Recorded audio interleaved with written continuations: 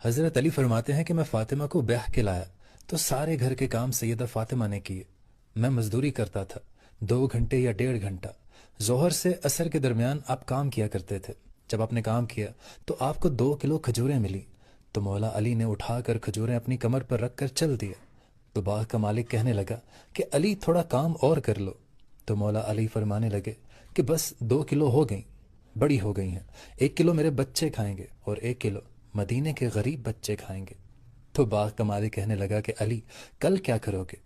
تو آپ کہنے لگے کہ جو رب زندگی دے گا وہی رب علی کو کل روزی بھی دے گا۔ تو وہ بندہ مشورہ دینے لگا کہ علی جائز پیسے اکٹھے کر لینے چاہیے، اس میں کیا حرج ہے؟ تو مولا علی نے ایک جملہ کہا، یہ شیروں جیسا جملہ کہا۔ مولا علی فرمانے لگے کہ مال حرام ہو تو عذاب ہوتا ہے، حلال ہو تو حساب ہوتا ہے۔